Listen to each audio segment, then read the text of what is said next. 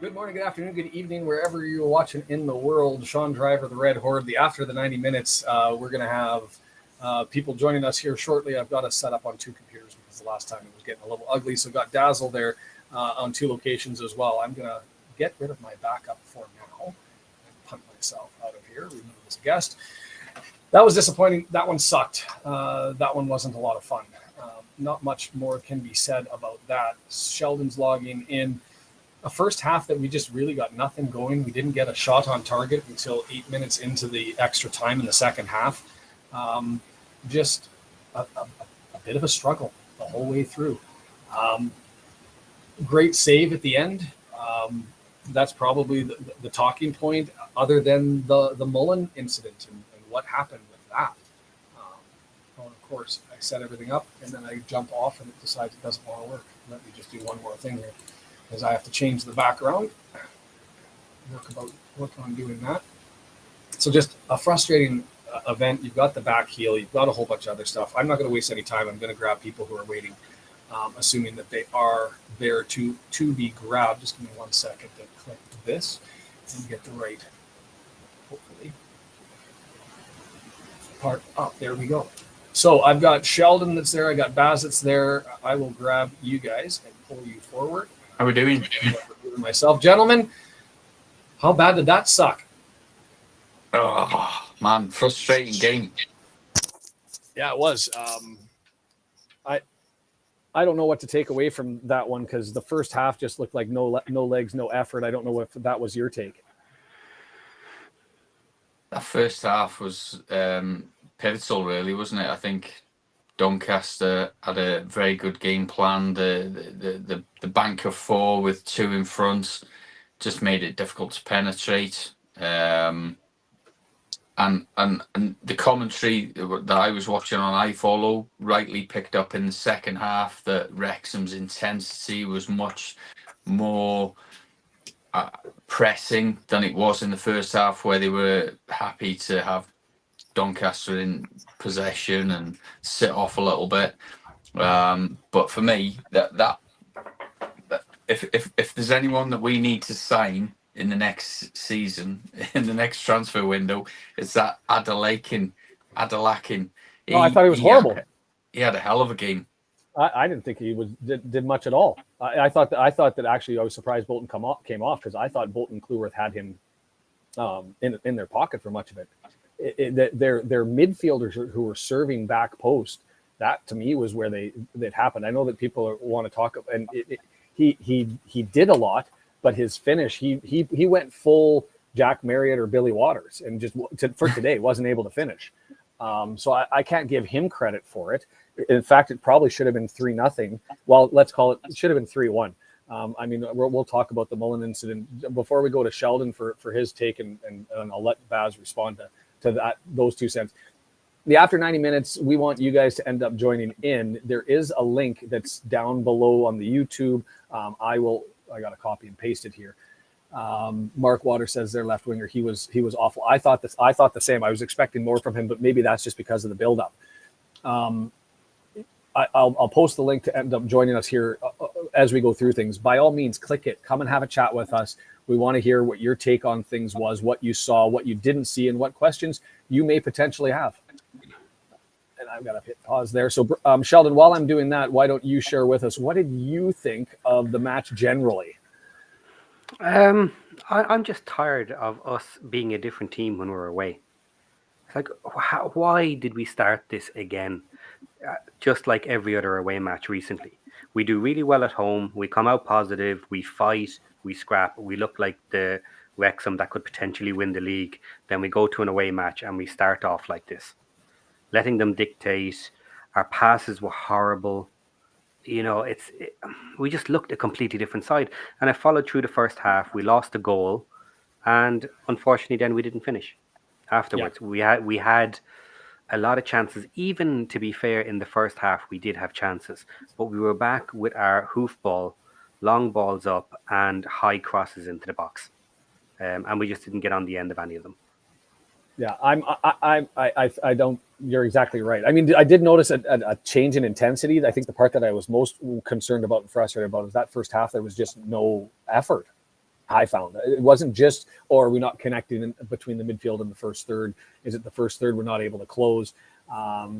It was a thing. I just want to take a moment here. One of my regulars, I haven't talked to him on video or others. He runs the scoreboard and does that. He's been an exceptional servant, soldier, warrior, kick-ass, awesome guy. And it's the first time I'm going to actually be able to say hi. So W&G fan, Birmingham, I believe, is where you're based. Hi How there. are you?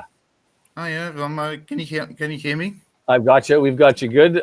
A pleasure to actually see your face. I feel like I know you. It's been like 9 I don't months. usually show my face that often. So our stats guy who does the scoreboard, follows along the rest of the league.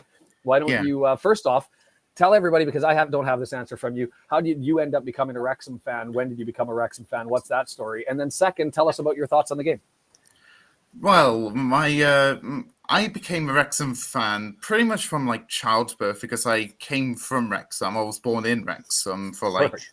all my life. I was in Wrexham before the takeover, shall we say? Before the takeover, I moved away about in 2020, so I missed out on all the gold, shall we say? Mm-hmm. Yeah. Easy to jump back on board, though. When I saw them actually achieving more than what I could actually believe, I paid more attention to them again. Yeah, that makes absolute sense. It's been a pleasure to have you at least joining us and some awesome insight and just running the numbers and the stats and doing all that sort of stuff. And Ruby, with the nice to meet you. You've been amazing all year long. So what did you think of that game? Frustrating one. I'm excited to see a disappointed result, but tell us your thoughts. Yeah, well, it wasn't ever going to be an easy one. Specifically when they're away on a weekday. It's never going to be that easy. Yeah, like it's the worst case for Wrexham matches. I'll ask you this question, and then maybe get Baz and Sheldon to give their thoughts, and I'll give mine at the end. When comparing how you felt leading into the Mansfield match as to where you were leading into the Doncaster match, did you feel more confident or less confident in winning the Mansfield game or the Doncaster game, and why do you think that was? Oh, I think we felt more confident winning the Mansfield game because one, we already beat them already this season, and two, we had the home advantage, which gives us a little bit more room, shall we say, for opportunities. But here we're against Doncaster. We're in a different stadium, so it's not very roomy, shall we say? Yeah, absolutely. I don't know. I'll just let Sheldon, and I'll come back to you about WG in a second. But Sheldon, Baz, just personally, how did you guys feel leading into this one? Were you more confident, less confident that you were on Saturday, Friday? I've just seen Sheldon's handle there. Seldom unhappy. That's good. Start with you. Yeah, what drives me mad is you look at the second half, and when the pressure was up, we started to get those splitting passes up the middle in between defenders. Long, tough passes, weighted nicely, and it got to the player they were aiming at. Where was that in the first half? We had that the entire game at home versus Mansfield. And the other team couldn't actually hold with that. They couldn't get in between those passes. Now, they closed us down pretty quickly, and we had some bad touches on some of them. But when we were playing like that, we looked like the better side. We looked like the Wrexham we should be. The Wrexham who is going for promotion.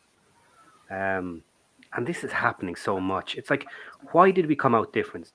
I'm sorry, like just being away, just being at a different ground isn't enough reason for why we play completely different. We had the same starting lineup for both those matches. It doesn't make sense to me. Unless it doesn't really help that it doesn't really help that it was like a few days apart, shall we say, which doesn't give them much room for like open. How can I say it? It was like a few days. For recovery and just recovery. That's what I was trying to say. Yeah, it's we did get an extra game compared to the others, but I do hear what you're saying. The biggest thing for me was you think you're getting rid of the away game boogeyman, and then he just appeared and ended up grabbing us by the ankles and smashing us to the ground. And that's, Hughes got a comment here that said, Doncaster was the best opponents that they've seen in a while. Certainly different with their 3-4 young guys that they've brought over on loan from Tottenham, Lincoln City. Well, I guess 27 is not young, but he was brought in. Where was the other guy from? Tottenham, Lincoln City, and Hull City. So they've recharged there, and they were youthful. But I didn't think that they played exceptionally well. I thought both teams looked like garbage for the entire first half. I don't give much to either side. Baz, why don't? Yeah, Sean, go ahead. Yeah, it was sloppy, and then there was about 3 to 4 minutes of brilliance where they ended up scoring that goal, and it was all from those sort of middle of the field crosses to the far post, and we just right over top of our defenders and able to find it. And they found success doing that. And after that, I think both teams played better in the second half. They probably could have arguably had 3 goals. We should have certainly had at least 1, if not 2. Look, cookie crumbles this way. It sucks, and it closes things off. Baz, the original question was, were you more or less confident heading into this one than Mansfield, and why? Out of the games that we've got upcoming, the next 4 games, including this one, I was really confident about this one. And obviously we've got Colchester, Crawley, Forest Green. I was expecting us to win them games. Seen a lot of things on Twitter today suggesting, none of them games are going to be easy, and that's been proved today. But I think when you look at some of the form that Doncaster have had recently, that's they've beaten some big scalps. The interesting fact that I've just been working all day today on putting my Mansfield vlog out, and in the 21 games, we've been talking about it for weeks. Let's grab the elephants in the room. But 21 games this season, Ollie Palmer's started. I think this is the first one we've actually lost. So I think it was 50 going back to last season too, if you wanted to get really crazy. If I recall, if I have that correct. But yeah, you're bang on there. In 22 games, 13 wins, 8 draws, and 1 loss. I didn't have it down for that today. 330 minutes per goal compared to Paul Mullin on 151. Obviously, the commentary team saying, Mullin didn't really need to touch it. I'm not convinced. I think I haven't seen the slow-mo back. It may have been slightly going out, but really frustrating. It was going in. Yeah, it was off the woodwork. It was going. It was spinning as well. Yeah, it looked like it almost about to hit the woodwork. The woodwork. But the spin would have taken it in. Foot just touched it in.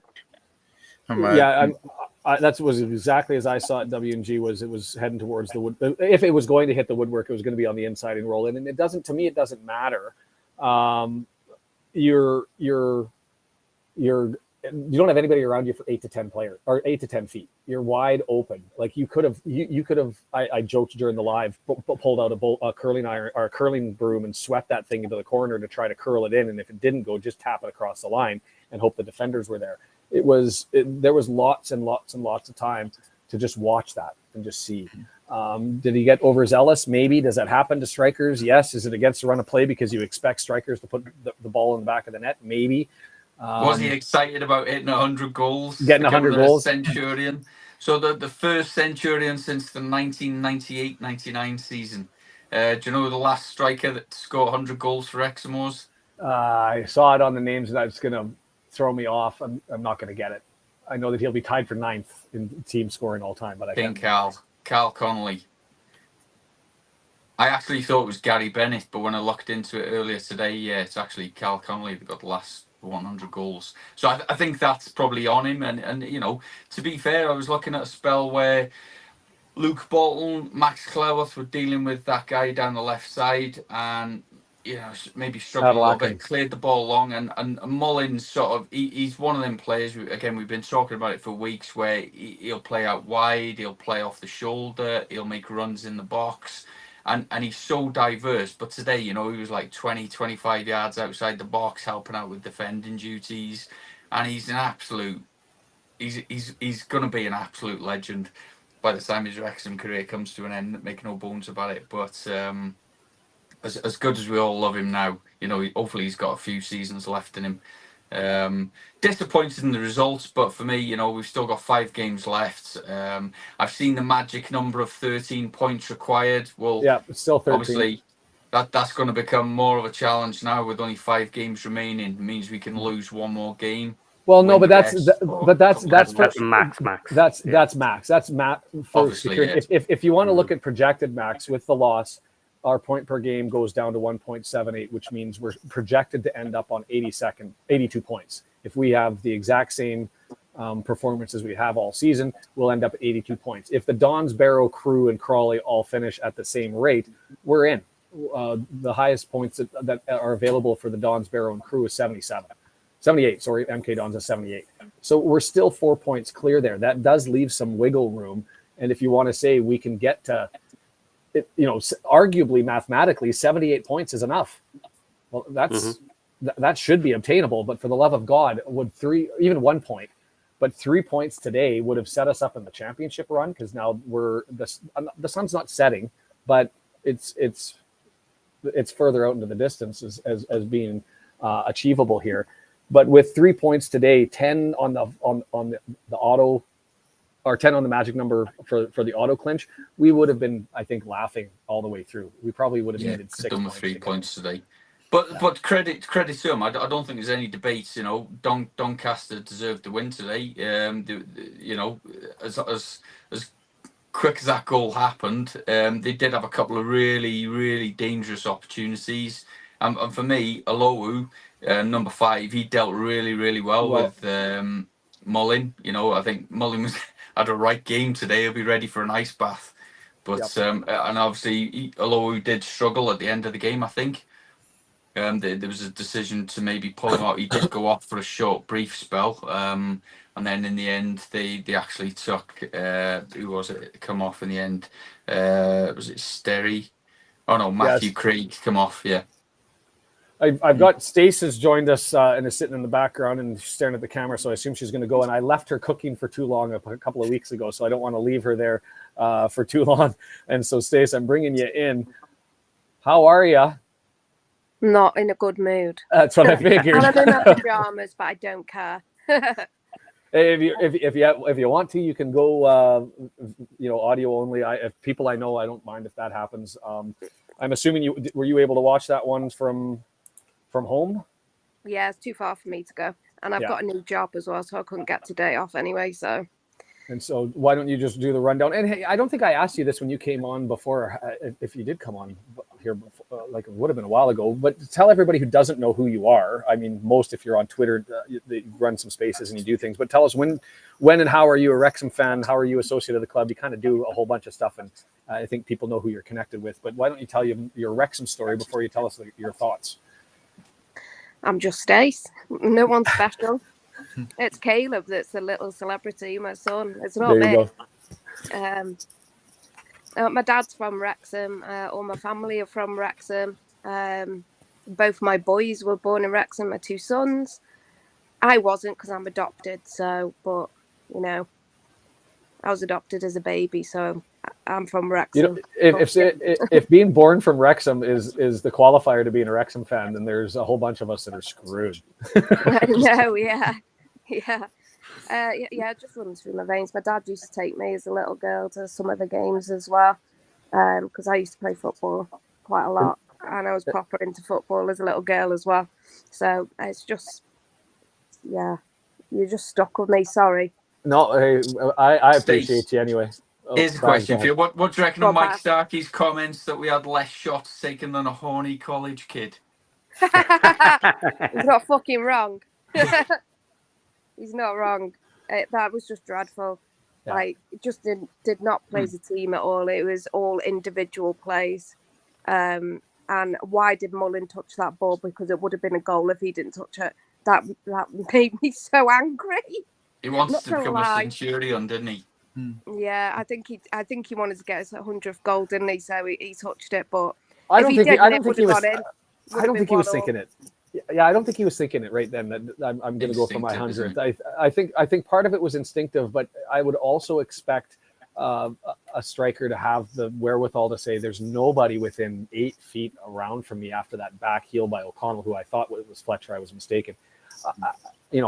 Have I been a quality striker? No, but it's sort of what I would expect. And somebody can come in and tell me you're wrong. Stace, if you missed it, Ruby says down below, congrats on your new job.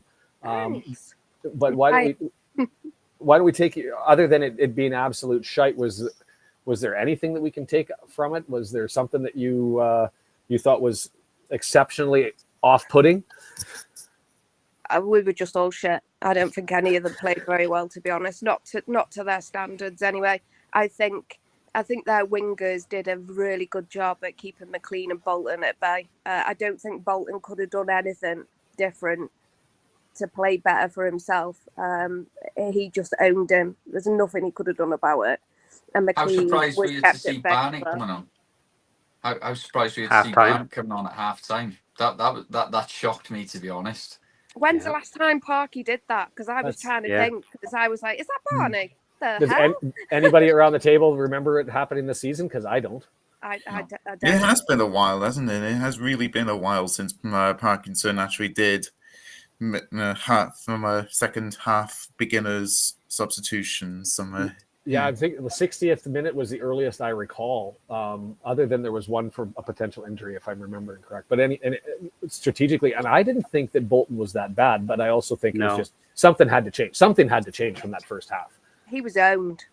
I know just think that Winger's one of the quicker ones in League Two as well. You think Bolton's quick? I can't remember his name. What's his name? Adlakin and Molyneux as well. He put a lot of crosses in. That Molyneux, he was quite dangerous, whipping a couple of crosses in that just we felt lucky with. I think on another game we could have been 2 or 3-0 down at some point, sort of 2/3 in. I just don't think our midfield played that well either. And as a whole, Mullin and Ollie, whoever Fletch, they're just not going to get sniff if the rest of the team are not playing well. Yeah, no. But again, we just bypassed the midfield for the first half. It was just like spaceships, as I said. Like, let's hit a spaceship. See how many points we can get from that. Yeah, I was trying to go through it. We had the Lee Sky ball early in the first half, and I think that was probably the best chance that we had that entire first half. What about that? We haven't talked about this, and I've got Josh waiting as well. That save at the end of the game from the Fletcher header down, the mitt on the right. Like, to me, I'm trying to think save of the year so far from the games that I've actually watched. And that one was tricky enough to be able to get down low and over to the right on an extent to keep that mid on it. And it was with enough pace that he had to hold the fort right on the line. I thought it was there. Danny, absolutely. We will take Donny fans. I can't say anything bad about Doncaster or my wife will end up you're not murdering me coming because in here, she's from there. Danny, because you're just coming in to wind us all up. I know, Danny. Oh, do you know Danny? Piss off, Danny. Okay, then if that's the case. On your win, but fuck off. Hey, make no bones about it. The first 10, 11 minutes, I mean, I had a bit of a technical glitch for 1 or 2 minutes in, but for what I saw, the first 10, 11 minutes, it was all Doncaster, setting the tone. Owen O'Connell made an absolutely tremendous block, sort of about 6 minutes in against Biamu, the lone striker. And he's only recently come back in the team, and ironically, the guy Joe Ironside who replaced him on around 62 minutes in the last game Doncaster had, it was the other way around. It was a bit of a role reversal. So Biamu come on for Ironside. Now, I didn't realise until I was listening to the commentary that Ironside used to be Paul Mullin's strike partner at Cambridge. So. Wow. Interesting, that one. He did, yeah. He knew exactly what to do with him. I'm just going to stop here. Danny says he's going to give an honest assessment. I want to be able to do that. It's easy enough for me to flip a button. Get him in. So I'm all for it if somebody wants to go. Josh is also there looking to come in. We're allowed a maximum of 10 to come in. And I'm loving the fact that this is the first time we're actually potentially pushing the limits on this thing. So anyway, the link is there, Danny. If you can't copy and paste that one in, then that's also on Twitter. You can go to my at the Red Horde. I imagine that the local pundit. I imagine Baz has it up there. So go ahead and do that. What did we want to talk about as far as the changeover? I don't remember, and maybe this is why we need Donnie assessment. Do we give two shits about how many people they brought in on loan and the strategy that they've had? Because it seems they've turned the corner, at least for this season. If they're able to, do we care? Do we give two shits about the Rovers? You should. With your in-laws from there. No, I only have to care about Doncaster. I can't slag Doncaster. I can slag the Rovers. Okay. Sorry. Nobody wants to talk about it. So let's go ahead. I just No, I just want to see us playing as if it doesn't matter what team it is. We are the better team and we're going to beat you. Positive attacking football. We're at the end of the season. We want to be winning every single match. Now, if we're playing for the win and we end up losing, that's okay. If we end up drawing, that's okay. But I don't want to see this negative football. I don't want to see this type of style. We should be good enough to go out against anybody. We just did it versus Mansfield, number 1 in the league. There is no excuse for not doing it against everybody. Someone can always catch us on a counter. Some team can always play really well or have excellent defense. Balls don't fall for us and we lose a match. That's fine. But this is not the way I want to lose matches. Do we think maybe that the pitch condition? I mean, I haven't seen too much about the pitch conditions. I know. I mean, obviously, Mansfield yesterday against Accrington called the game off. I'd seen Sean had a bit of a rant on Twitter about that. I made a whole video about it. Josh mentioned earlier when I joined in a local pundit's pre-match review, saying that they've been rescheduled for the 16th now. So I've seen it in the past where it's been a strategic postponement. Maybe they paid the ref to see how other results go, but I don't think so. But I did hear that the pitch conditions have been raining for, I think, 20 minutes in. Quite a significant downpour. For anyone that was there wants to give us their view on how they felt the pitch conditions went. Again, typically Parky does tend to play the long ball when it comes to shit pitch conditions. So maybe that played a factor in not playing as good as we did against Mansfield, where the sun was shining. I could actually say is the only EFL stadium I've been to, and on a couple of occasions, is I always was relatively impressed with. It's the Keep Moat's a new stadium. They've got good conditions there. It can get a little sodden, sure, but the pitch conditions weren't an issue for this one. This is, as Josh just said, it's on us. Yeah, it's on us. That's just an excuse at the end of the day. We made the passes on the ground in the second half. It was raining the whole match. Surely the ground was wet the entire match, and in theory, it should be getting worse and worse as the match goes on, as it gets destroyed by people running up and down on it. So, I'm now not from you. I'm just tired of people using that again and again. Oh, bad pitches. Well, it's the same for everybody. Okay, maybe they're slightly more used to it, but is that the excuse Parky's using? Oh, we have to do long ball because the pitch is bad. Emma's got the answer for that. She says Parky's going to blame the wind. Yeah, did you not see Parky? He was farting the whole time. He was farting the whole time? Yeah, farting. No, I missed all that. The only time that I saw Parky, he just looked dead. He looked like they showed him in the first half as I was sitting there going, we've got no fire in the belly. Why do we have no fire in the belly? Sheldon's been calling it positive football. There was even some lazy chases of the ball that I was just like, the legs just aren't into this one. And you look over to Parky and he's sitting there just thumped, which is the least amount of emotion I've ever seen him show on the sideline. It could have just been coincidence and happened to be grabbed, but I was like, well, that just sums up the entirety of the game. Is they just showed up thinking they were going to walk out with 3 points today, and they got a shock. So thing is, I think as well, we had about 2 or 3 free kicks from about 35 yards out. Tom O'Connor and Elliot Lee taking them away.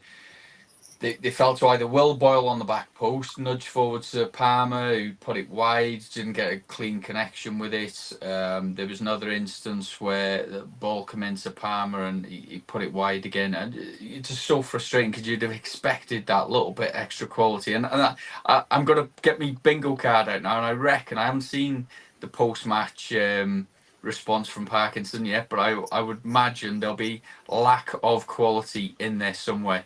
So I think it literally comes down to Doncaster outplayed us. As simple as that. You They can't deserve I don't the think. three I don't points, think. is I what don't I think think. they did. played They deserved the very 3 well. points.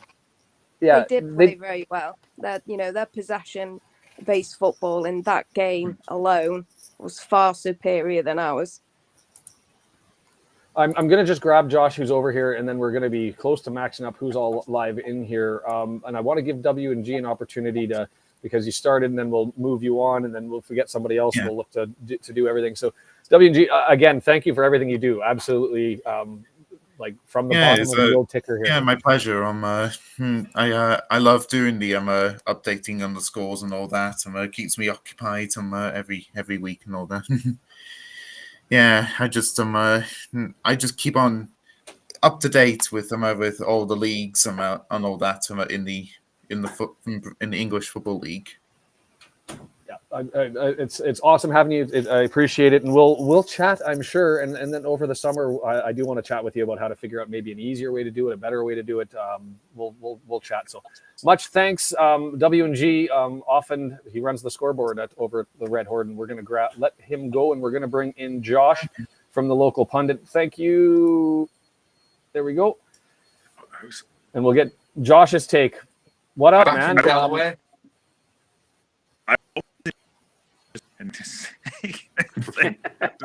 Yes, same Josh. I'm sick of hearing your voice.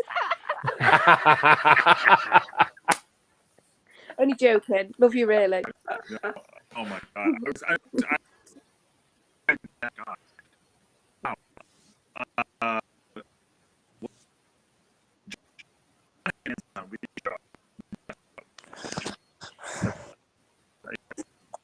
Am I losing him, or is it just me? You're probably losing me. My internet's It's been Josh's crap. internet. It's shit. You think it's just Josh?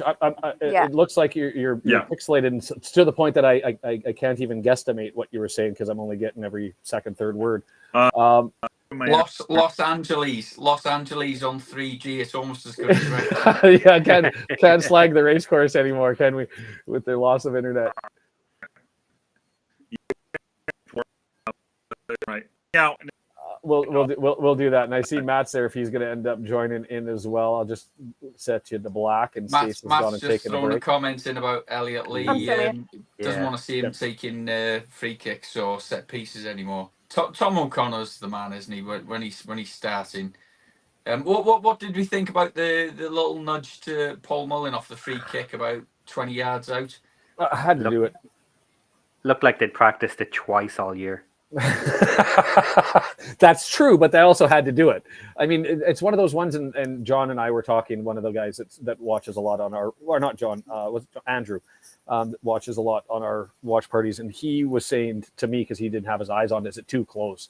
And when you're just like you're a yard away from the 18-yard box, I don't know what you do when you've got that many bodies in front of you. You've got to free the ball up somewhere. So it's either you're looking for a head or you're freeing it clear like they tried. It didn't work. But it had to be done. Yeah, we've seen Tom O'Connor score them, and to be fair, there was a bit of a gap between the 5 bodies and then the huddle of other players, but didn't come off on that occasion. Yeah, not a bad idea, but it was poor execution. Yeah, it wasn't. I mean, what are you going to do? Have Mullen put his foot through it? I mean, the thing for me, somebody mentioned about how the game, they think they changed when Evans came in and settled things down, and it could be. Alternatively, it could be just that's when the push happened. I just remember Adelakun having those 62nd minute, 69th minute, having those 2 crazy opportunities that probably should have gone in. The one that missed to the right, one that missed to the left.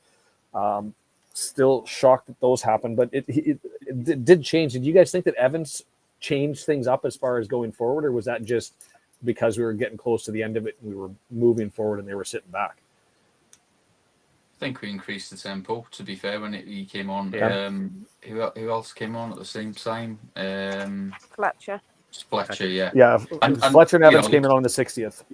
The commentary team picked up on Early. the fact that Fletcher's connection with the ball just didn't seem to have that same impact he normally has when he comes on late in the game. But a bit unfortunate, really. Another day might have worked, but I don't think it worked for him today.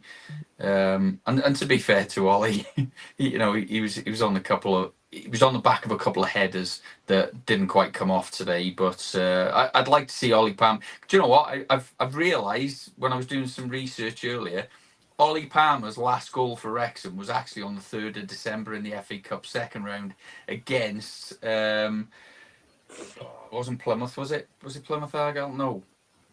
Another Southern team. Anyway, whoever the hell it was. Yeah, he's not scored since 3rd of December. Obviously, his hold up play, his relationship with Mullin, it works well. Disappointing that he's let my stats down after I've done so much work today before releasing my vlog. I'm gonna have to re-edit it and everything now. We're filling up here with people looking to join. I got Brian that's sitting there looking who wants to do audio only, so I want to grab him. And we've got somebody they just left that I didn't know I was named Bash, and maybe they got impatient, so that's fine because I don't know who they are. Oh, definitely with the question that came out, I'm not going to let Bash in. Yeah.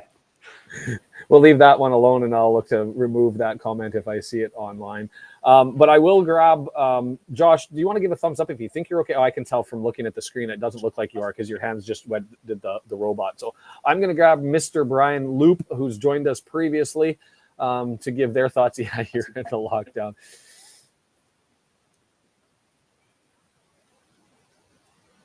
Brian Loop, how are you? How are we doing? Of course, spitting fire in the chat. We got a mute button problem issue there, Brian. It's either on your end electronically to hit the mic down below, or you're going to have to jump out. There you are. Tell us your thoughts on that one. And I think you were watching with me. Yes, you were. Yep. Did you have the game running, and what did you think? Yeah, I had it running. We just didn't have control. I mean, we couldn't control the midfield, couldn't pass the ball up the field. I mean, the defense did well getting it from the back to the midfield, but once we got it to the midfield, the next play was we couldn't control it. We couldn't make the pass, whether they were good passes or bad passes. I thought Palmer was terrible in the first 30 minutes of the game. It was like he had concrete feet, couldn't control the ball, couldn't turn with it. And hats off to their defense. Their defense played really well.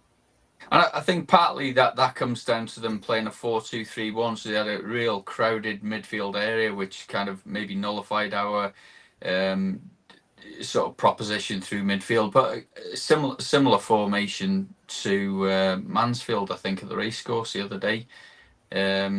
So was that 4-3-1-2? I think Mansfield played the other day. But again, it's just that extra couple of players just stopped the balls through Mullin, Cannon. Obviously, Cannon had a bit of an impact, but much higher up the pitch, not so much in the middle of the park. So, yeah, some of the comments there. That one from Kim, I think, is really good. This wasn't an overconfident Wrexham team. It was an indifferent, passive one, and that was my read watching it. It just didn't seem like they wanted it. Even on loose balls, and there was the one that really stood out to me, and that was actually the second half, was a ball that went over McLean's head, and it was questionable whether it was going to go out, and he just sort of stared up at lazily and didn't really go and get it, and then realized it was going to fall into the field of play, and all of a sudden he got on his horse, and I was like, that's not what he normally does. Usually you can rely on him, if anybody, for the work rate. Him and Mullin to be running around like bunny rabbits trying to grab a Christmas egg, and he didn't do it, and I just thought that's sort of indicative of the whole game to me. I don't know if that's. Go ahead, Stacey. Sorry. When we were all talking, like, it's a mentality thing with our team, when we were having a bit of a blip, you can just see there's just no confidence there whatsoever. I was talking to Aaron James and his dad after the Mansfield game for quite a while, about an hour, I think, around the back, and he said in the gym of the morning of the Mansfield game, all the lads said they felt really confident that they were going to win, and they did just that. And I said to Aaron, like, I've been saying this all along, it's a mentality thing, isn't it? with the lads. Like, you can just see it recently. Just seem to have lost a little bit of confidence. So that's good that they're starting to believe again and feeling confident. And he said, yeah, it's exactly that. It just lack confidence sometimes. But I think they're starting to believe in themselves again. I know it was a bad game today, but I still think we're going to do it because they're starting to believe in themselves as well. Other teams are going to lose points as well along the way. You know, whilst we're looking at 13 points with 15 remaining, you know, it's not unachievable now. I'm confident after the Mansfield game. You know, we've still got, is it two? No, we got three home games, 2 away. Yeah. Three. Yeah, Crawley, Forest Green, and Stockport home. You know, and Crawley. You know, next Tuesday. Unfortunately, I can't get to that game. My son's having his pass out parade, so I've had to give him a ticket away. But Sorry, a certainly pass Forest out Green, parade? Stockport.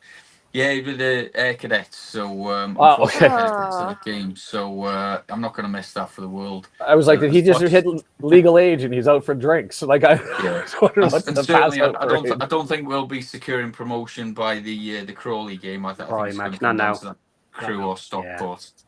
So, but again, you know, everyone's taking points off everyone. So, you know, 2-3 games in, we're going to get a clearer picture on what it's going to look like ahead of that Crew and Stockport finale, which is going to be an absolute thriller. If anyone's got any Crew tickets they want to give me, I'll more than happily take them off their hands. I've seen a few people on Twitter today that managed to secure some tickets, despite being in the queue 10 o'clock the other day. Couldn't quite get them. But Deandra made a great point earlier. Looking through the comments, I was just trying to find it now where it had gone. No, I can't find it. Scrolling through it on my. I'll just run through while you're looking there. We've got, so next week it gets interesting because we've got Colchester away. Only one more away game after that, so that's, I guess, maybe potentially helpful.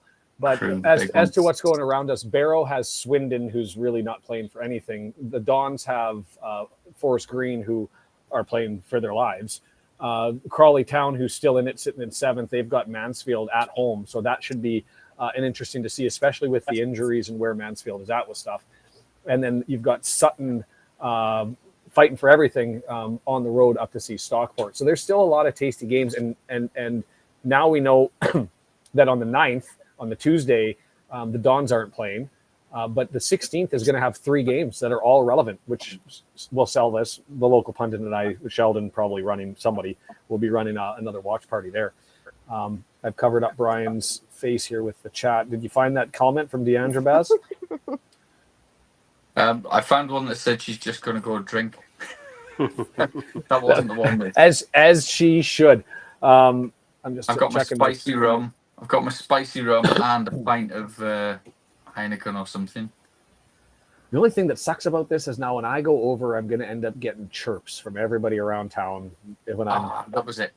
I found it. Right. So Deandra Alder's put, is this 2024's Halifax game? Trust me when I say I was at Halifax last season. So disappointing because the sun was shining. We had loads of beers. We got there nice and early, 12 o'clock, ahead of 3 o'clock Good Friday kickoff. And do you know what?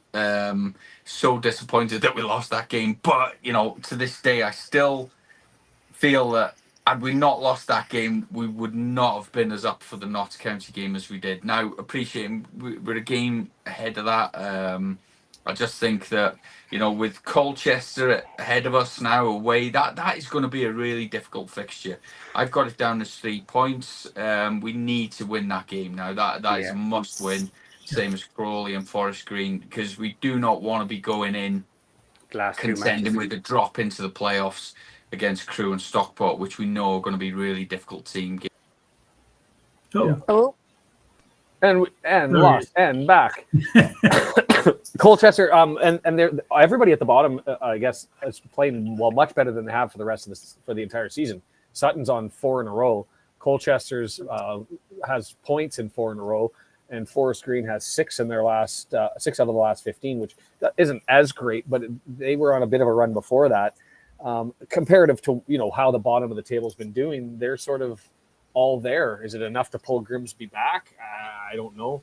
and I think Salford is too far away. So those 4 are certainly having a crack. But for Swindon, Accrington, Tranmere, Notts, Bradford City, they're all now not playing for anything. So That's a great observation, Kim. Lots of Halifax games this season. I totally agree. Could we beat Championes again, though? We're not going to be I think we'll be champions. fine. No. I think I it's still think we're gonna Stockport's to finish throw third. away. It's Stockport's, yeah.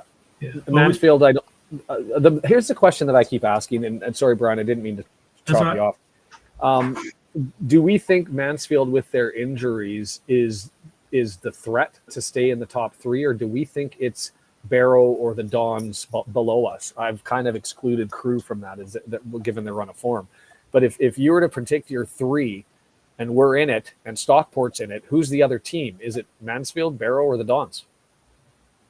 I think MK Dons edge it over Yeah. Barrow. Yeah. Having been to away games both at MK and Barrow this season, I just think MK, and that first game of the season, they were a league apart from us. We'd come up, they'd come down. For me, they've got that little bit more quality, a little bit more depth, maybe. A massive stadium, 20,000 seater stadium that they fill regularly with about 4,000 people. They deserve to be in League One, don't they? Well, no. I'm going to say the horrible thing that if MK or Barrow are going up, I think we're the ones going out. So I don't think it will happen. I'm still very confident that the way the numbers are looking, that it's going to be the 3 of us. Mhm. But I'm starting to think that we may end up in 3rd. I think honestly we're Mansfield, gonna though. come third. I really I do think think we're gonna Mansfield come third. might drop off a bit. Sorry, Stace, go on. You will be next time I see you. I'll punch you in the arm. I'm just feeling confident we're going to get automatic. I don't really care if we finish champions or not. I don't care. As long as we get automatics, I think we're all fine with that, and I'm pretty confident that we're gonna. I just believe in our team. I really do. I stepped over top of Brian's toes. So Brian, why don't you go ahead there and jump in with that? I think we'll finish 2nd or 3rd, and this is my reason. There's 9 games that are key games left in the season against top 8 teams. You got Stockport has Morecambe at home. Mansfield has Crawley at home. We have Stockport and Crawley at home. Milton has Mansfield. Barrows has Mansfield. Crew has us. And then Crawley has Barrow, and Morecambe has Crew. So those 9 games, we're involved in 3 of them, 2 of which we're at home. So I think there's a lot of points out of those other 6 games that teams are going to drop points, obviously, because they got to play each other. So I think with those 6 games in the mix, plus our 2 home games, bids well for us to at least finish 2nd or 3rd. I think I'm just looking at the fixtures remaining for Mansfield, actually. Now that they've got the Accrington congestion on the 16th, they've got MK Dons away on the 13th. Accrington at home on the 16th. 4 days later, they're playing Gillingham, who are up there contending for the playoffs, and Barrow. So I actually think now that they've got themselves a real congested fixture list against some decent teams. Forest Green, I forget what they are. I think they're sort of just above the relegation spots. No, they're bottom. Right, okay. So, but they're playing better than they were earlier in the year. Maybe with 5 games left, they maybe still a bit of a fight on their hands, so that could be a difficult game. And they've got Crawley, same as us, so both at home. So I was hoping that FGR was going to be out of it by the time that we ended up coming across them, but really, I think they will be. Oh, do you? I don't. I think do. that Grimsby, Sutton, Colchester, FGR are all in the swing there. Yeah, but if you have a look at FGR's games, their next ones, they've got the Dons and then Mansfield and then us. Yes, so I think they might take a couple of points there and be doing okay themselves, but it won't be enough. If you have a look at the other teams around them, they're still too far off. And, as long as they don't have disastrous runs in the next couple, it'll be too little too late by the time they get to us. I'm going to answer Josh's and say... I was going to say 32.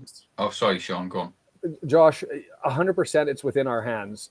We're at 73 points. To get automatic promotion, the max that any team below us can get is 85. Now that sounds scary, but that's assuming that if Barrow won out all the way through, that we still have control of destiny. But if you want to look at projected stats at the end, we're projected to end at 82. And the closest to us on projection is MK Dons at 78. So arguably, we still have an extra loss compared to their output going forward. I don't want to test the theory, but we control our destiny here. And that's the good news if we're looking for good news to leave what was a very crappy day. So we've only got 2 more away games to worry about. And to be fair, that I think when Stockport come, I still really, really hold out that the last game of the season, 27th of April, 3 o'clock kickoff, where it comes down to whoever wins that game, Wrexham v Stockport at the racecourse, they're going to win the championship of EFL 2. I don't think it's going to happen. I don't think it's happening. It's not going to happen. I can't see it now. 4 points ahead with a game in hand. Yeah. We need Notts County to do us a favour now. Well, you need more than Notts. You need Sutton, Morecambe, one of Sutton or Atkinson, Colchester Sutton. to do it, and to be somewhat helpful. Stockport has only 2 at home and 4 on the road. But you need Sutton and Colchester to do a hand, or Morecambe to go in and do something. There's just too many variables here that I can't. Their projected max is 88. That's our max. You know what I mean? They're going to have to hit a bad run of form, and we're going to have to basically crush the hell out of it. The championship is lost on me. It's not even a focus anymore. It's just win the goddamn game in front of you. Yeah, I think realistically now, Crew have probably dropped out of the contention for the top 3. It's totally MK or Barrow that we're one eye on their results now. But yeah, I think if anyone's going to sneak in, it'll be MK, and if anyone's going to drop out, I'm hoping it'll be Mansfield rather than Wrexham.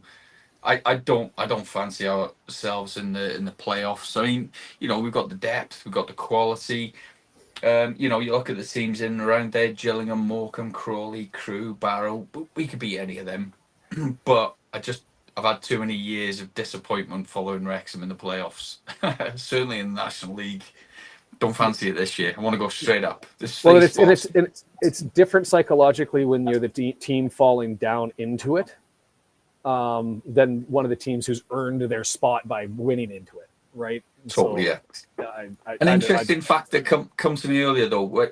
Let's assume, right, we get promotion whether automatic or through the playoffs. So EFL 1, there's only 2 automatic spots, and somebody asked the question, would you fancy a year of consolidation? For me, no. I'd be aiming for 6th position, getting the playoffs next year by all accounts. I'm not worried about the playoffs next year. That'll be fine, And I think Stace commented on Twitter earlier that it's going to be a complete team overhaul. I think there's a lot of players we'll see leaving. We need to invest heavily and bring some good quality in. But I know obviously we've still got 5 games to worry about this season before we're talking EFL 1, and there's been loads of chat on Twitter about the arrogance of these Wrexham fans assuming they're going to get promoted. Fucking right. Well, what are you supposed to say? What are you supposed to? I'll admit, I want to get promoted next year and go to the championship and spend 1 year and make it to the Premier League. I'm also a realist, and I don't smoke a lot of grass. But are you sure? I probably should. Well, it's legal here, so it's not even dangerous. Oh yeah, 100%. I can go to a government store and get like real THC that's government issued. Wow, my mind is blown. Yeah, just right next to the liquor store. You just walk over and buy whatever weed you want. So. So I could certainly go ahead and do that, but why was I even saying it? And see, now I am high. Forgot entirely. I got all excited about going out and smoking a joint. I got excited about going out and smoking a joint and forgetting everything that I was talking about, everything that happened today. I love it. It sounds like Cryptic almost ended up a tree because his wife almost crashed the car after Mullins' non-goal. Oh, God. Love it. Can we talk about? Well, we talked about that one. What else can we talk about here? Not much. Actually, game. Do we give 2 shits? Like 93 minutes to get our first. Lot of Tala's low save against Fletcher's header. Oh, playing the Okonkwo game. comes up for the corner. You know, we throw the kitchen sink literally with, you know, I mean, obviously they'd had a couple of players rolling around with head injuries. They made a substitution in the end because the guy was bleeding and everyone's quite sinister thinking he's wasting time. But, you know, that was a hell of a save. But again, Arthur Okonkwo today was absolutely brilliant. You know, okay, apart from like one goal in. He had to have quick reactions on him today because I think, you know, I forgot the bloody guy's name now. Biamu. He had a couple of good efforts. Molyneux, you know, well, it was Owen Bailey, wasn't it, that scored the goal? And to be fair, there was no complaints for me about the goal because, you know, we just didn't deal with him, and it was quick passing. He reacted well, got to the ball first, and you know, put it past Okonkwo. But other than that, Okonkwo made probably 3 or 4 real quality saves, quick reactions, and I just hope he's critical. We've got to sign him in the summer. It wasn't just the saves for me today. It was the one thing that I've been critical of Okonkwo with was 2 things: his play of the ball. He had one missed throw to McLean down the left hand side, but the issue, local pundit, near post again. But the issue that I had with him is. The issue that I've been having with him is not going out and collecting obvious ball, and I thought that today he did a good job with that. Did near post goal again, but fine, it is what it is. I think he thought it was going wide by his reaction. He didn't. He had a chance to lay out for it, and he quite didn't do it. And it looked like he thought it was going wide when it came off the head. But you know, when you're 2 feet away from it. Really, even if you think it's going to go wide, I personally, not that I'm a goalkeeper, so what the fuck do I know? But you still try and get it, don't you? You can't just assume that it's going to go wide. So, yeah. I'm sitting at 57th minute. I'm going to post the link if anybody else wants to join in, have a chat. Even though Brian just looks like we tried to pull you into more of this if you wanted to get into it, but join us, have a chat. I got to wrap this up early. It's still a work week for me, and I've got stuff that I'm going to have to do. So I'll probably wrap this up in 10-ish minutes, which probably means it'll be 20. But feel free to join and have a chat. Oh God, I don't even know what to say about this one. I just want to get on to the next one and get away to Colchester, take 3 points and scratch an away game off the list all in the same time, and just leave us with 4 remaining and 3 at home, and say let's get it done, and hopefully that's enough. Do we want to look forward to Colchester? I think sure. Stacey, go ahead. Second from bottom, I hope so. It's the best way to think, you know. Yeah, we did shit today, but move on to the next. We'll be fine. We'll be totally fine. I hate to say it, Baz. Colchester hasn't lost in 4, right? I know that they're shit. I know they don't have the quality, but they're literally playing for their lives right now. You know, we've seen crazier things happen. I mean, yes, fine. It was Tranmere, Newport County. They drew Mansfield Town in Mansfield. We know that from a couple of weeks ago. And then Walsall at home. They've been on even before that, lost to Barrow, and then they had a draw. They're floating around, and don't like 7 points in 6 games. Yeah, they had 7 points in the last 6 games. Yeah, I'm with you. Not perfect, but for bottom of the team, they're just not going to be a romp, right? We just need Parky to go 4-3-3 from the off, don't we? You know what I mean? Yeah. Put the defense under pressure. Yeah, it'll be cryptic with it. The comment there, they're just going to park the bus and go. That's more Sutton. I mean, I'm trying to recall the Colchester game, but that was. Yeah, but that was more Sutton United than anybody else as far as the most obvious park the bus. But right now, a draw suits them. Yeah, fair. What I would say about the build up to the goal that Doncaster had, I think there was a spell where we were put under a bit of pressure, and then around 43 minutes, Wrexham really pressed them, and we had some good, decent possession, high area in the final third. And in my notes, I noticed that like Cannon and Bolton were struggling to chase down the ball, and it ended up quick counter attack over the top. And obviously, because we're playing so high, Their wide players just afforded them the opportunity to get the ball in through a quick cross, and ultimately that was our undoing tonight. A draw away with the performance that we had probably would have been a good point in the overall scheme of things. But yeah, that for me, it was just maybe a lapse of concentration for that moment. But whilst they did have a couple of really good efforts, just unfortunate that we were just undone by that moment of maybe lack of concentration. Maybe that's what it came from. Yeah, I don't know. For me, the part that was interesting for watching Doncaster, and I don't know if this is a change in strategy with the lone players or something that they've had all year, or it's a coaching thing, but I haven't seen it much from other League Two teams, is I found teams are either direct with their feet and they try to push things through the box, or else they, like us, try and get it into the corner and then cross over and over again from just outside the 18-yard box in the corners.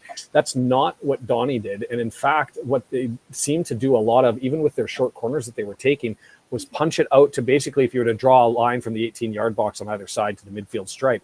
And that's where all of their crosses were coming from. They weren't deep in the corner or up against the goal line. They were in that little soft area around there that was just looping over our defenders. And they had a couple of headers that were close opportunities there. They made a real mess of things for us. And so I'm interested to know if there is a Donny fan that can say that's what they've normally seen. But I thought they did a really good job there. We've got Ruby in the background. And so I'm just going to, and Brian, feel free to stay. Yep. I've got two more I've people got to here. go. You got to go. Okay. Much Yep. happiness. Loved having you at the game, the watch party today. And it was a pleasure to see you. And thanks for joining us on this one. It makes me Good happy. seeing And you, Yep. Cheers, fellas. if I can click the buttons, then I can make the changes. Ruby, how are you? I'm doing just fine. How are Hey. you? Hi, Ruby. I think we're all feeling the same way. I mean, we're in good company, but today sucks. Yeah, it's not an uplifting outcome for sure. I need to point out a couple of things. I think that Baz will recognize Yeah, my eye nice. candy here as the jersey that I won from him, autographed by Neil Ashton. And then, of I love course, that I shirt. need to debut the Racecourse Ramble mug. Oh, I know Matt's not on the stream, but he's in the chat. Yes. I just wanted to jump in. I know you're wrapping it up, to give a shout out to my boy Boyle. He really has worked hard incrementally to build confidence back in the fan base, for reliability, to believe in his potential to be a consistent force, and he has done that. And I really felt like the first half was the Boyle show for me. I mean, the number of times they actually said his name on the stream has probably never happened that much this season. So I was really excited for him. And I think the momentum was there. And I was just a little bit disappointed that it didn't pan out for him. Now, granted, I didn't actually expect him to make a goal today. It would have been spectacular, and I'd been happy for him. But I wonder about him watching today, if he's one of those people that when they make a mistake or, an error, or people perceive them to have mishandled something, if they have trouble recovering from that, that they become maybe more self-conscious, where some other people might psychologically be a little bit more resilient, or maybe everybody just has so much riding to be able to stay on the pitch, to be able to still play on certainly a level I can't relate to, that makes it universally challenging. But I was really, really proud and pleased with him for the beginning of the match, and wish that could have just been maintained all the way to the end for him. Well, he did have that header. When was that? Was that That was early. 50th minute? TOC. That's what I've got. I can't read my writing. Tom O'Connor did a thing, and then from a set piece, and Boyle had the header. That's what I've got. It was there. Yeah, there was potential for sure. And it just seemed like he maybe started to I guess confidence is the buzzword for today, to kind of, loosen the guns. But I think he's demonstrating a consistency, and I hope he gets another opportunity to show it. He didn't get a red card. There are we've seen worse, like it could have been worse. So I'm just hopeful that he gets another chance, and that hopefully he gets closer to fulfilling the potential that I think a lot of us have come to recognize is there. You've just given me a flashback to that Newport game, 28 minutes in, and was banging my head. But he did get a yellow card, didn't he? As he was getting substituted right as he was living. living. But that was the right thing to do, because it would have been either a 2-on-2 or potentially a 3-on-2 breaking forward. And so that little, I joked on that stream, Ruby, that you weren't there, that he gave the little ruby slipper deal and just clipped his heels going forward. And I actually thought it was a brilliant play to take that yellow card and just carry on. Oh yeah, I mean, there's strategy, and I mean, just to get 2 yellows, to run that risk, or to end up with, a red either by accident and misjudgment on something or not having control, or a ref. It could be worse. We've seen it be worse. Can I ask you the most important question that I want to, Ruby, having recently been over and all of the stuff that you experienced and reading on Twitter, is if somebody was an international fan who was watching over here, who was maybe nervous, questionable, do they go over? How was the reception, just as a general? Not, you can ignore this guy. Maybe if you want me to send him off and mute him, I can. Well, you mean as a guest, or as a guest, as a visitor, as a tourist, going to Wrexham for the first time, because a lot of people end up getting slagged for it. But why would you go to Wrexham, Spice, blah, blah, blah. You hear all the stories. But you went over, you got a look at it, and then your number one food option. Those are the 2 things I want. Well, the main reason I went was to meet Stace, and she was absolutely fabulous. I know that she has terrific wit and will put people in their place, but the warmth of this woman in person is just so kind. Now, I will admit she was a little shorter than I was expecting, because she's so much personality. I thought, but if you keep the bobble hat on, she gets a few extra inches. So other than that, I had a terrific reception. I obviously hadn't actually met any of the people before in person, but I'd had some exchanges with Baz, of course, and Matt, and others before going. I also participated in the Dragon Chat for Women, the mental health peer support group.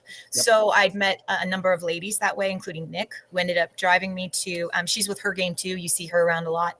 I can never remember her last name, but long, strawberry blonde, great gal.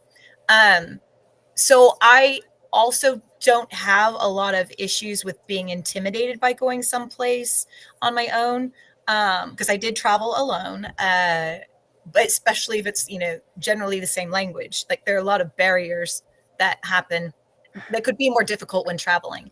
But I had a terrific reception. Everyone was warm. You got to have a good conversations with the players, because you stood with me. Well, I get to listen to good conversations with players. They all came over to her. My mind went blank. It wasn't just a hello, nice to meet you. Proper conversations with her. She was buzzing. You should have seen her. She was melting. She also got to meet my little Jamesy Bear, who's the star of Dazzle Publishing.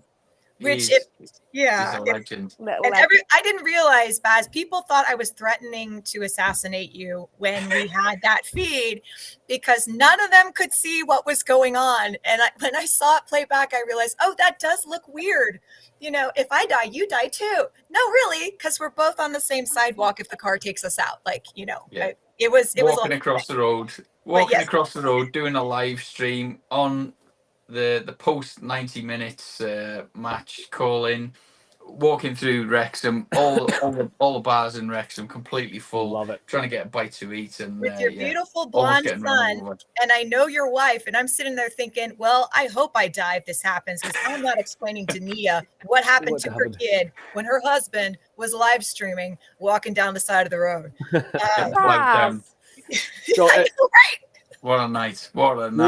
Ruby, the one, if you had to, just one thing that you ate that you're like, you have to go and get that one thing. Chips. But chips no, I will no, not. I've been to South Yorkshire, I've been to Manchester, I've been to Leeds and Edinburgh. Once you get to the UK, it's the same. Welsh chips are better? Really? I'm sure. Right. I'm sure. Not I would be happy. The race course, Jesse. Surely they are absolutely awful. Yeah, no, I didn't have them there. No, proper chips. And I did miss out on the buddy van because Rachel wanted me to come back, and she said that chips, cheese, and gravy is like the trifecta. And I have concern that it would ruin a good chip. But so Wait. yeah, no, fundamentally, main thing, and I didn't expect it, was the chips. But I got They got poutine? see, you would think but it's not. Yeah, that's where my mind went. You went to poutine, but it's not poutine. It's like chips, cheese, and gravy, and it's something that's not poutine. Which, you know, at the risk of, you know, them taking like my Quebecois card, you know, I don't care for poutine that much. No, but anyway, so food is great. The UK doesn't have the best reputation historically for exquisite food. Yes. But I'm telling you, somebody needs to put together the gastro tour of Wrexham, because there are so many places I didn't even get to go to. There are only so many meals you can have in a day, and I was even rationing, you know, including including a noodle bar on King Street.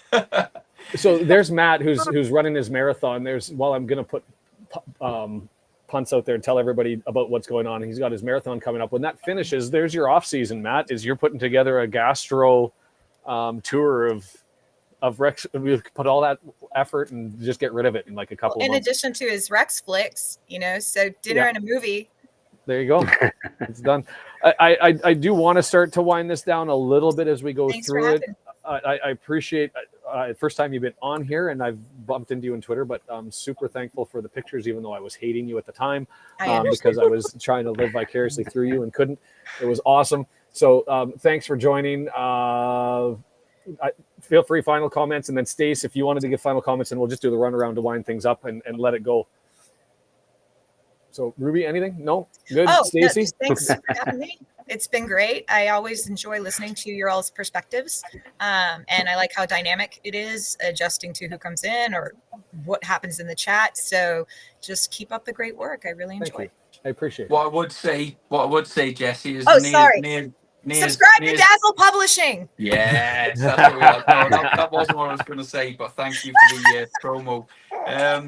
No, Nia's actually posted the Wrexham football. Yes, couldn't fit in your luggage today, so it's swinging its way all the way to Kansas City. I bought a football at the shop, and they're like, along with Lewis Rees-Zammit. He's Kansas new star. Oh my god! Yeah, Welsh rugby star. I bought a football at the shop, you guys. I wasn't planning on it. So Friday, 15 minutes before they close, or well, no, it was Monday because I was leaving, and 5 o'clock's rolling around, and there's a football, and Matt had told me how expensive the match balls can be, and I thought, well, there's no way I can afford this ball in the shop for £100. They're like, oh no, it's 15. I'm like, really? That's outstanding. Okay, and then I don't have room for it in my luggage. We have a flat one. Okay, well, flat is not like a Welsh flat. Okay, they took a couple pounds of PSI out of it, and it was still about the size of a crown. And I was like, well, I mean, I had planned to maybe mail something anyway. So I'm walking through town the night before. I'm leaving at 2 a.m. So it's 5 p.m. I don't have time to go to the post office and get a box. So then I luckily have dinner with Baz's lovely wife, Nia. And I show up and I'm like, I'm already a weird American. Do I carry it like a baby? Do I wear it on my head? Like a leaf? Like, here, new friend, would you please help me logistically to mail a football that I will have in Kansas because it won't fit in my luggage to put somewhere in my space to decorate it, even though I don't play, but yeah. So. In your lady cave. Yes, awesome. Exactly. Awesome. And she Love it. Today. She posted it today. I saw the package. It's on its way. Loving the lady cave. That's brilliant. Awesome stuff. I'm glad the ball is secure. You've got jerseys there. You've got stories to tell, and we got 5 more games to wind up the season. And I'm sure you'll be on it just like all of us. So thanks for joining. I appreciate it. You're awesome. Thanks for having me. Okay. Cheers. Bye. Stacey, do you want to have a final crack, a final comment, a final say? Oh, just thanks for having me on. I appreciate it. I have no doubt we're going to do it. And that's not being arrogant. Just believe. Dare to dream, as we say. Yeah, I think you're right. I'm confident still. I wanted to just not have to stress and worry about things going on. I know. I get it. Wrexham don't do things easy. No, they don't. It's the Wrexham way. keeping us on our toes, keeping us guessing. Sounds No, good. thanks for having me on. I really appreciate it. I'll chat to you all soon. All good. Cheers, Great to see Stacey. you, Thanks so Stace. much. All right, as we're winding it down, do you have to run, Sheldon, or do you want to make a punt for the local pundit there? Yeah, I'm always hanging around the local pundit, whether they want me or not. Josh is always having videos most days of the week, so come join us over there. Join us on the Discord, and I guess I'll see you at the next match, guys. Yeah, and so that's at the local pundit. You can find on YouTube. You can find it through Twitter. He and I and maybe you or somebody. We're going to do another one of those neutral watch parties for the games that are on the 16th when Barrow plays Crawley, Mansfield plays Accrington, and Stockport plays Notts. I don't think Ivan will cover the Stockport game again, but we'll see how that all transpires. Whatever games he chooses will be the bad one. So thanks for everything, Sheldon, both on Monday and today, and for doing this as always. You're awesome. Have a good one, and we'll say goodbye. And then that leaves you, Baz, and just me. So what do you got going on with Dazzle Publishings here? Well, I did put a preview out today of the Mansfield game, but hopefully people will watch it still. Because obviously it goes back to the 2-1 victory we had back at the racecourse earlier in the season. No, I'm hoping today to get the, well, if it's not already, my editor's been working hard this week on the Mansfield match day vlog. So we've got a really, really good edition and something to enjoy.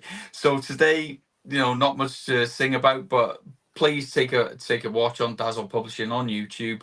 We've also recently just opened up some exclusive memberships. There's the opportunity to give a super thanks to the editing team and myself for the hard work that goes into putting these videos together for the fan base that hasn't got the luxury of getting to the racecourse every week. Unfortunately, I'm not going to be at the Colchester game because I've been invited out. The Crawley game, I've got my son's passing out parade, but I will put the link in the chat. So feel free to join. Sean, thanks ever so much again for putting this on, because it's awesome. I don't know how long we've been on, maybe over an hour now, hour and a half, maybe close to, and it seems to be growing from week to week. We've had great questions and answers. But again, 5 massive games. I'm confident. I remain confident. Wrexham are going to get promoted. And the only final closing thing from me is, if I can just wing it out of here, just look how good that is. A signed Mickey Thomas and Steve Watkin FA Cup. That's the Arsenal Wrexham. Yeah, awesome, beautiful, love it. That's my most recent purchase for my man cave, but not as impressive as Stacey's. Not Stace, sorry. Ruby's, Jessie's, lady cave. That's what we can call it. Brilliant. Hey, thanks ever so much. Thanks so much. That was a good one. Just to wrap up on my end here, I came up with a video regarding the Mansfield town and the pitch thing, all that sort of stuff.